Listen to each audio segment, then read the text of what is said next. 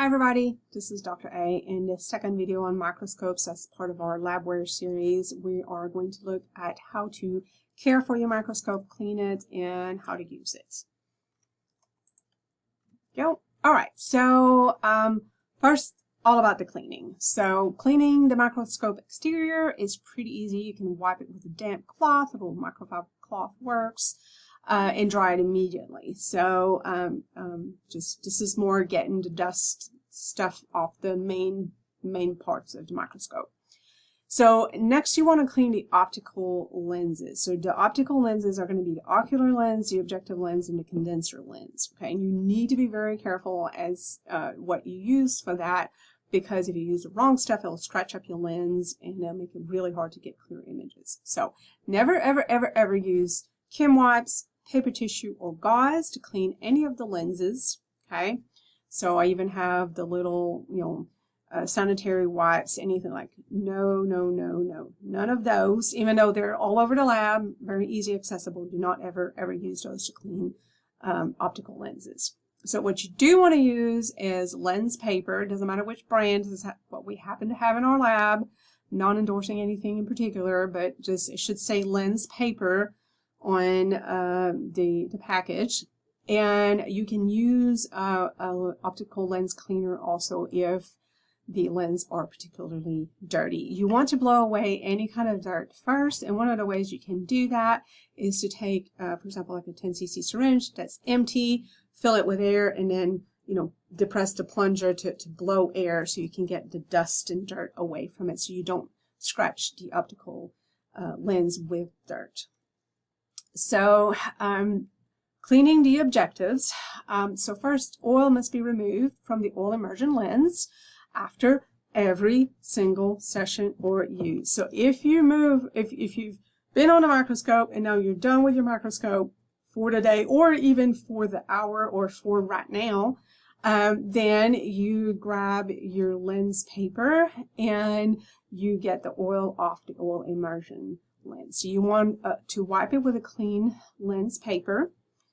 And something that you really need to note is a 40x high dry objective should never ever be used with oil, and you should never drag it through the oil. And if you do, you need to clean it immediately. So this is typically on the microscope the dirtiest lens is going to be the 40x objective lens, and that's because people are not paying attention and they're rotating the objectives, rotating the nose piece, and the 40x is right next to the oil, and if they used oil or run the oil on the side, there's oil on the side, and then they put the 40x, and the 40x just drags through the oil and it gets all in the lens, and then you cannot get a clear image if there's oil on your 40x objective. So dirty objective lenses should be cleaned with a commercial lens cleaning solution like I portrayed in the previous slide. So it's specifically for lenses, for ocular lenses, or for optical lenses. And you want to apply the cleaner to the lens paper and then wipe it across the objective lens. Repeat if necessary if it's really oily or really dirty. And then you want to follow up by blotting it. So this is just tap, tap, tap, right, with a dry lens. Don't rub it. And then always clean the objective lenses with a stage all the way down, and don't touch the lens with your fingers. So here it is. I'm putting some of the cleaner on the lens paper and then wiping the cleaner on the lens paper across that oil immersion objective lens, and picking up oil. As you can see here, part of that's cleaner and part of that's oil. So you're picking it up. If you need to repeat it, you can repeat it.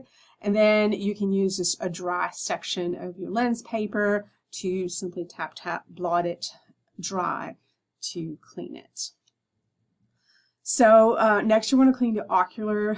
It needs regular cleaning due to dirt and mascara and things that come from the eye, or oil even from the lashes. All of that can very easily get on the ocular, especially if there's a lot of females that wear mascara.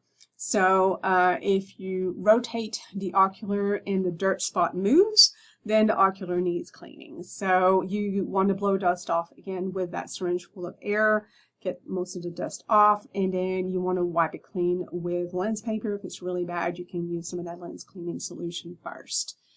You also want to clean the condenser. So you want to clean the light source and the condenser the same way as you would clean the ocular, which I just described. And then it's also good to clean the stage and adjustment knobs. You can clean them real quick with tissue or gauze just to get any kind of oil or anything that might have smeared on there. If the adjustment knobs are stuck, don't force them. You then probably need to call somebody that can work on microscopes, technical person. Otherwise, you risk breaking the microscope if you try to force it. So here it is. We're just cleaning the oculars here with some lens paper, cleaning the condenser with some lens paper here. And so you have the wiping of the microscopes and stuff down, and then your stage, you can clean it again with gauze or whatever. So we're talking about just cleaning oil and stuff off the stage here and stuff. And then your focus knobs right here, again, you can do that with gauze or whatever. And then your XY knobs, stage adjustment knobs, all of that should be cleaned pretty good. Okay, so to work right in a microscope must be cleaned, which we just described, and aligned. So let's talk a little bit about alignment. So when properly aligned, a microscope is adjusted in such a way that the light path from the microscope from the light source to the eye of the observer is correct, and it will give you the clearest image. If it is misaligned, then the field of view will seem to swing. I'm sorry for the typo there. Some of the microscopes require technical expertise to realign. If the microscope has a field diaphragm, so it was the iris diaphragm that's in the illuminator in the light source, you can put the low power objective down and close the iris diaphragm to a minimum, and it creates this octagon shape there where the light is really focused into the octagon. So then you want to focus the condenser by adjusting its height until the image of the iris diaphragm is sharp into focus in the field of view, so you can really see clearly the octagon. And then you want to move the image of the iris diaphragm into the center of the field of view, and you do that by moving the screws on the condenser. And so there are a couple little screws if they're present. Sometimes if they're not there, then that means you need to call a technical person.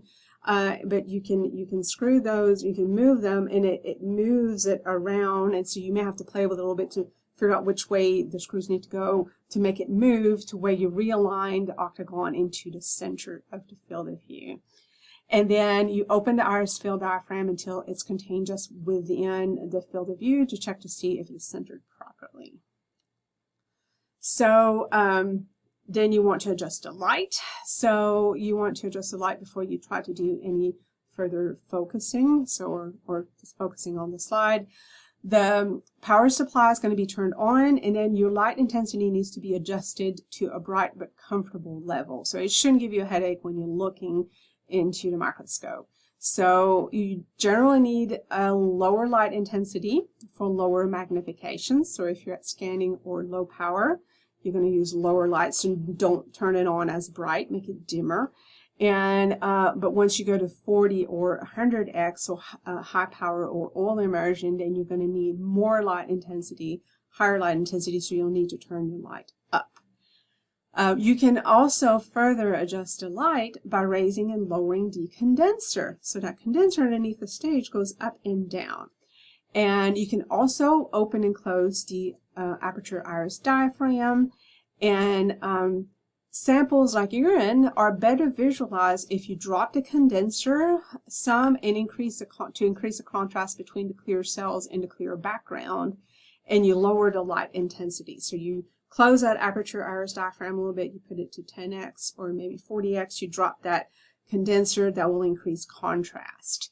But if you're working with a smear or stain, so a gram stain or a right smear or something that it stains so it's darker, they're usually better visualized at oil immersion at 100x with the condenser all the way up, the iris diaphragm completely open, and with a brighter light, because the stain will make it appear darker. So you want to increase the intensity of the light so you can see your details better. And so a little bit more on focusing. With a binocular microscope, you must look through both eyepieces together and adjust the ocular so that both right and left fields emerge together to make one circle one field that you're looking at. You can also use the diopter adjustment, usually on the left one and left ocular, to focus the lens of that ocular. So if you can further focus it that way. And then when you're focusing on the slide, you're always going to start with the scanning or low power objective down and use your coarse focus knob to move that stage pretty quickly, to bring it quickly into focus at low power. Then you can use the fine adjustment or fine focus to further focus it when you have it on 40x or 100x. And then you can do some additional light adjustment, maybe turn it up a little bit or whatever you need to have a good clear image. So if the slide is focused at low power, so at 10x, but you cannot get it focused at high power or at all immersion, then what happened is the slide might be upside down. So it's easy to load a slide upside down, especially like some of the gram stains or some of the ones where there's not a lot of specimen on the slide and you may have gotten stain on both sides of the slide and you're like not sure where your specimen is. And you load it upside down and you can get it focused at 10x because your field, your working distance there is big, and so you'll get it focused, but then once you get to 40 and 100, your working distance is very, very small, and it's basically less than the thickness of the slide, and so the fact that you're a whole slide thickness off, you can never get it focused. So if you're having that problem, you can find it at low power, but you cannot find it at high power oil immersion, check your slide and flip it because it's probably upside down. So here are the knobs that you're looking for. So usually these are on the left side of the microscope, and so you have the knob to move the condenser up and down. So you'd want to move it down if you're working with a wet mount and up if you're working with a smear or stain. And then here's your coarse and here's your fine focus, and coarse and fine focus on the right side. And then this is your XY adjustment to move this mechanical stage around. So to move the slide around the mechanical stage, so here's the mechanical stage, and if you put the slide on it there, you use this XY adjustment knobs, which move it up and down or side to side. What you have to know is when the slide on the mechanical stage moves up, the image seen in the microscope moves down. When the slide moves right, the image goes left, and when the slide goes left, the image goes right. Anyway, so it's all backwards because of the fact that you're looking at a mirror image, and so it takes a little bit to program your brain to move in the direction you want to move in because it's backwards from where you think it would go. I have found it's easy to not overthink it and to just kind of use more instinct on moving it where you want it to go. And so just practice, practice, you'll eventually get it down. So, all right, so that wraps it up. And I've got one more video on all the different types of microscopes, and I'll see you there.